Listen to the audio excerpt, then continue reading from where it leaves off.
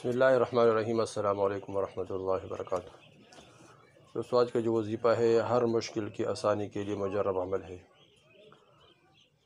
جو بھی مشکل ہو، جو بھی پریشانی ہو، تو وہ تمام پریشانی و تمام مشکلات اللہ جل شانہ کے سامنے جب بندہ رکھتا ہے تو اللہ جل شانہ وہ تمام مشکلات میں آسانی پیدا فرماتا ہے، اور وہ تمام مشکلات اور پریشانیوں کے لیے اللہ جل شانہ حل نکال لیتا ہے، اور اللہ جل شانہ اس کے لیے راستہ نکال لیتے ہیں۔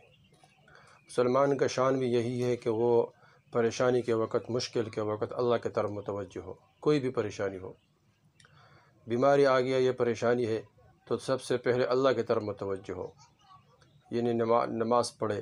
اللہ کے رسول نے فرمایا کہ نماز میں شفا ہے۔ ایک صحابی کا پیٹ میں درد تھا، اللہ کے رسول نے فرمایا اٹھ نماز پڑھو، نماز میں شفا ہے۔ پھر اللہ کے رسول نے فرمایا کہ صدقہ دو، اس میں شفا ہے، شہد کھاؤ، اس میں شفا ہے۔ تو اللہ کی طرف متوجہ ہو، تو اللہ جل شانہ کی طرف بندہ متوجہ ہو، تو یہ عمل کی طرف متوجہ ہونا، یہ اللہ کی طرف متوجہ ہو جانا ہے۔ اس طرح عمل کے ذریعے سے اپنے مشکل کو آسان کر دے، اپنے مشکل کو حل کرے۔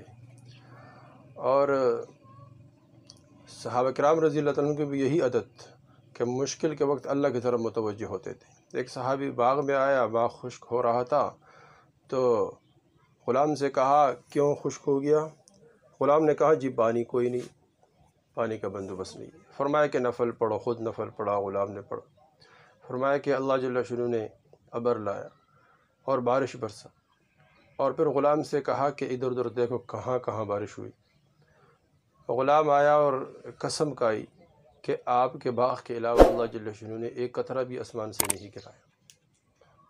تو دوستو، معلوم ہوا کہ نماز یہ بھی اللہ جل شانہ سے مشکل کے تمام مشکلات کے حل کرنے کا ذریعہ ہے۔ نماز سب سے زبردست ذریعہ ہے۔ اسی طرح بس اللہ جل شانہ کی طرف متوجہ ہو جانا ہر حال میں، یہ مسلمان کا بہترین مسلمانی ہے کہ یہ نماز کی طرف متوجہ ہو، عمل کی طرف متوجہ ہو، دعا کی طرف متوجہ ہو، نفل کی طرف متوجہ ہو۔ حال کے آنے پر جو مسلمان حال کے آنے پر اللہ جل شانہ کی طرف متوجہ ہوگا، تو اس کا یقین ہے کہ یہ مسئلہ اللہ جل شانہ حل کرے گا۔ اگر یہ اللہ کی طرف متوجہ نہ ہو تو یقین ہے کہ یہ مسئلہ نعوذ باللہ اللہ حل نہیں کر سکتا۔ تو دوستو، یہ آج کا بھی ایک عمل ہے کہ ہر مشکل کی آسانی کے لیے ایک مجرب عمل ہے۔ کوئی بھی مشکل ہو، وہ مالی ہے، بدنی ہے۔ سورہ روم کی آیات ہے 4 اور 5، پارہ 21۔ یفرح المؤمنون بنصر اللہ ینصر من یشاء وهو العزیز الرحیم۔ ہر جائز مراد کے لیے اور ہر مشکل کی آسانی کے لیے اس آیات کو 113 مرتبہ روزانہ پڑھے۔ اس آیات کو 113 مرتبہ جو آدمی پڑھتا ہے تو اس کے برکت سے اللہ جل شانہ ہر جائز مراد کو پورا فرمائیں گے، اور ہر مشکل اللہ جل شانہ آسان فرمائیں گے۔